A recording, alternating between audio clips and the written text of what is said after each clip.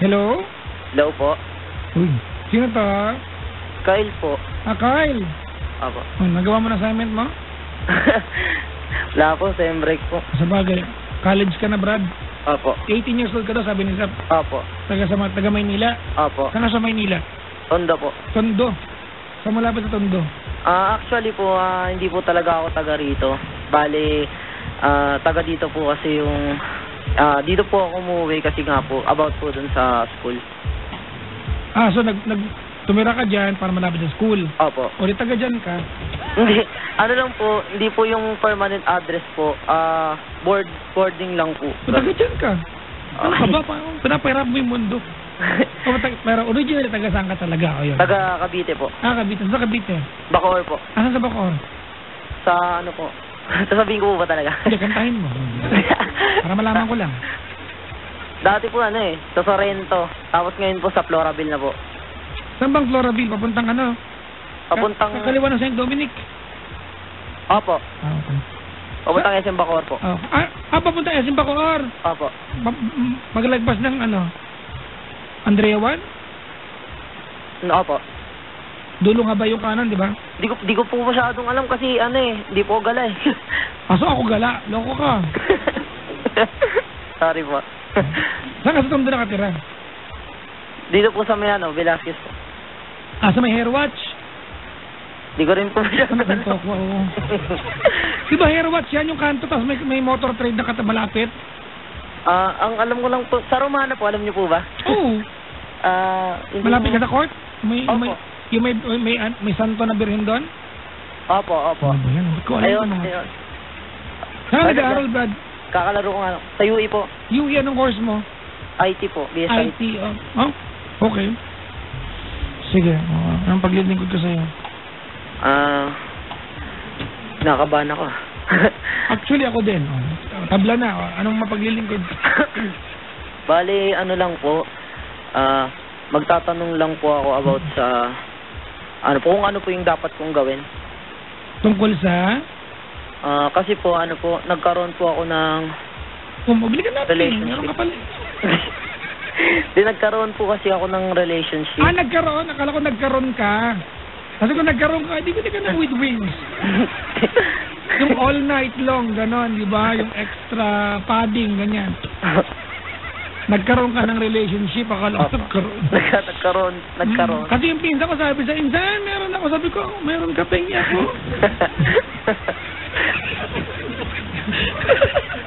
Sorry, ang pangit ng joke. Okay.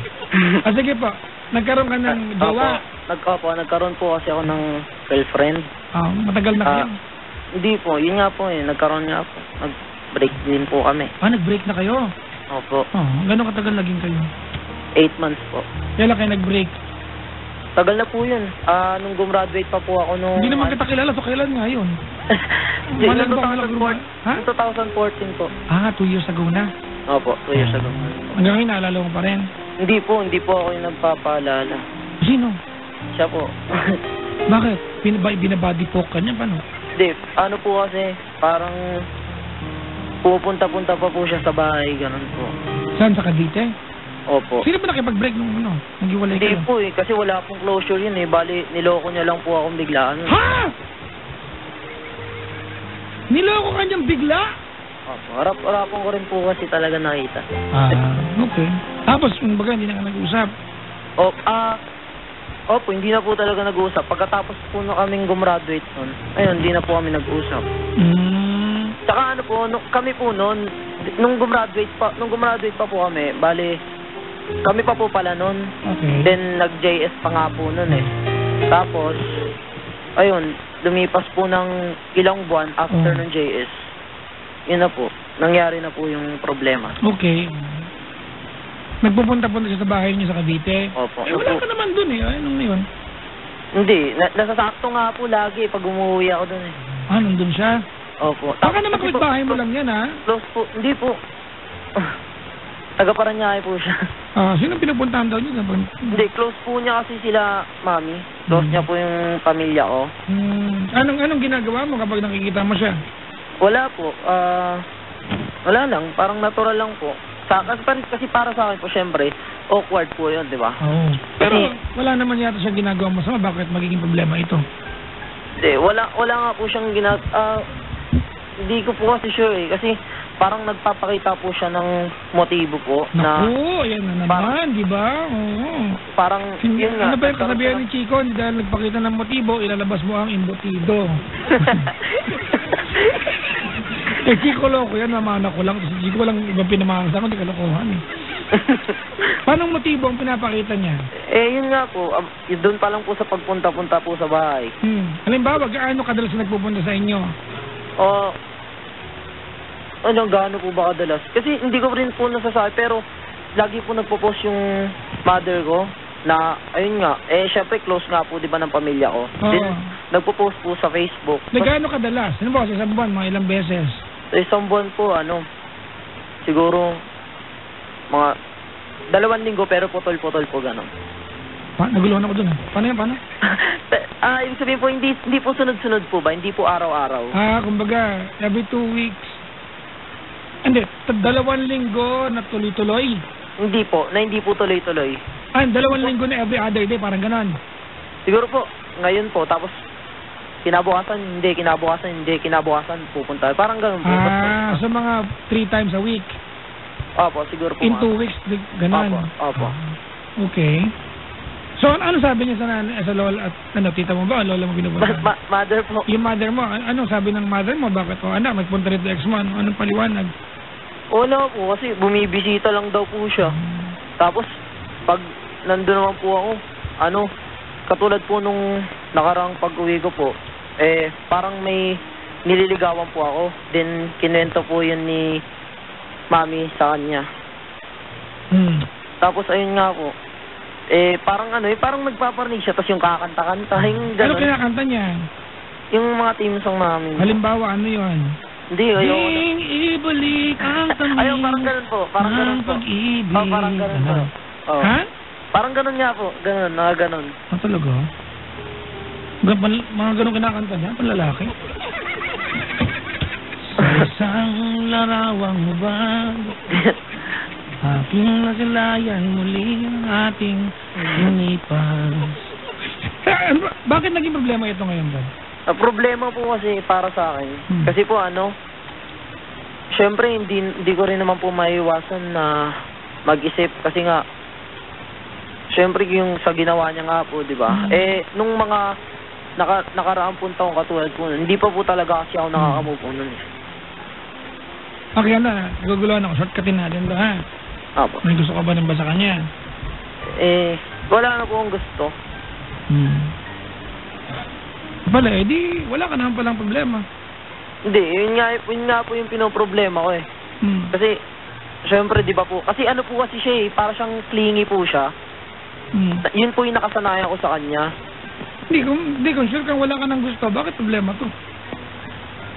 Hindi, kasi di ko nga, ang inaano ko po kasi nga malapit po siya sa pamilya ko. Di ba may pagkakataon po na ganun po yung nangyayari. Yung about po sa family, di ba? Dahil gusto nila yung babae, yung ganun po ba?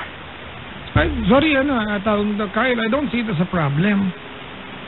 Kasi kung wala naman talaga, baka anong punto? Wala naman daw. Hindi mo pala gusto di magpaka-gentleman ka na lang.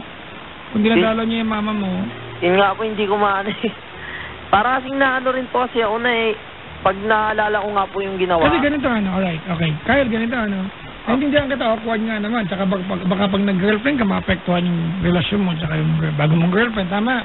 Opo. But it is beyond your control kasi hindi naman ikaw yung dapat hindi magpunta, siya naman Kung siya ang tumawag, magsasabihan natin siya na pumunta. Kaya lang, welcome siya ng mother mo kung totoo nga na bisita siya ng nanay mo at hindi na ikaw may bisita sa kanya, nanay mo kausapin mo. Nakausapin siya. Yun nga po pag kinakausap ko na po si Mami, sinasabi niya, ayun nga raw, may bisita daw. Tapos pinagkitripan pa po ako ng mga kapatid ko minsan. Anong ginagawa? Nililipstikan kapag tulog? Paano? Hindi po, parang sinasabi po na sabi niya, yan, nandito na naman yung, yung... Sorry again to Kyle, there's really no problem. I mean... Hindi, yun nga po yung tanong ko. Siyempre, di ba nga po kasi ako, nakakwardan nga po kasi ako Parang, Kasi parang nai-invade yung privacy mo nga naman kasi bahay niyo yan. Opo, yun nga rin po. Ayaw mo naman sa kanya. Saka hiwalay nangyari na kayo. rin po ng isang beses Oh. yun nga po, yung sa nililigawan ko po, dinala ko rin sa bahay po. Yun nga po, tapos bigla siyang pumunta. Oh.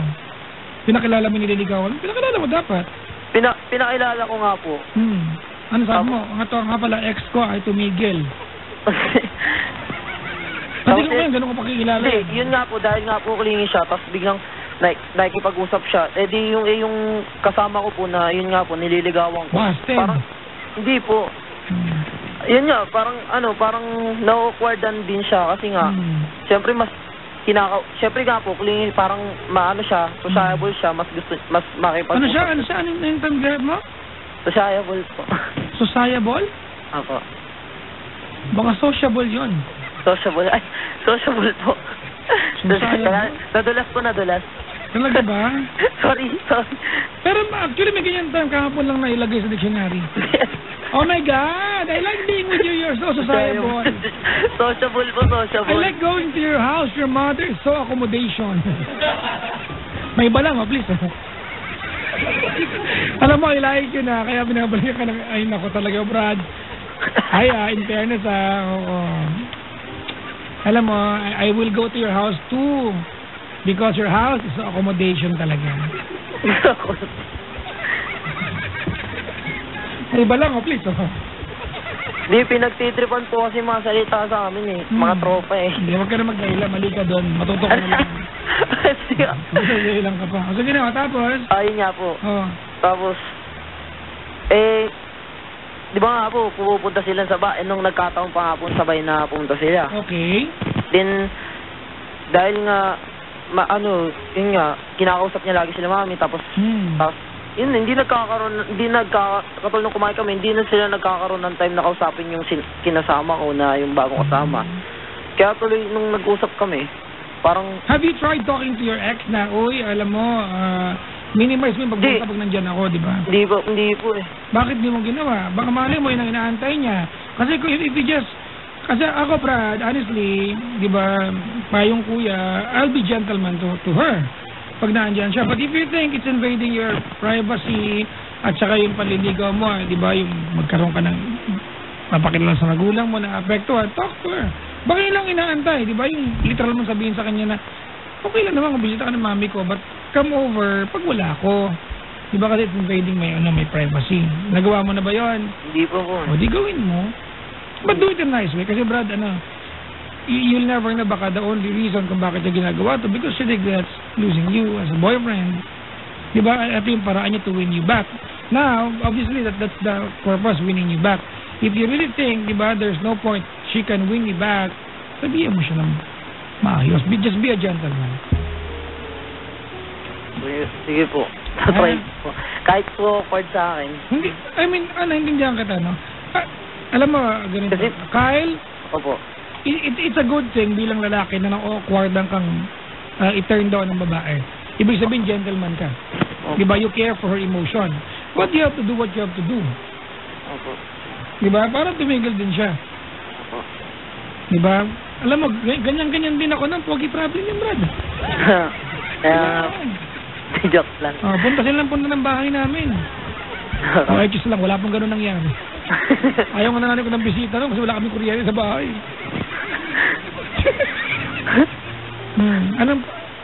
Yun lang ba problema mo?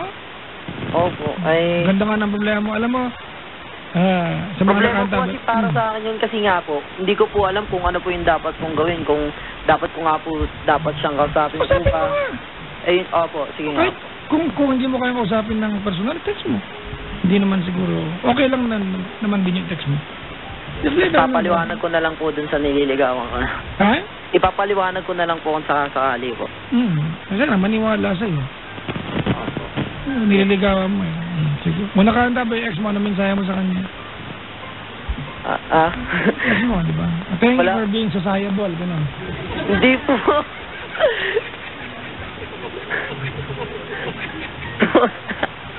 Hello po. Ano daw, word of the century yan. Tapos ano na yan? Word of the century. Guinness Book of Record na yan. Galing. Saan ba yung blade ko? Nagkakalabit din ako ng blade. Play din si Beth. Okay na? Okay na po. Salamat sa pagtawag, ha? Thank you din po. Pwede po bang bumati? Walang battery rito. Sige po. Salamat. Thank you po. Ayan, mga kaibigan.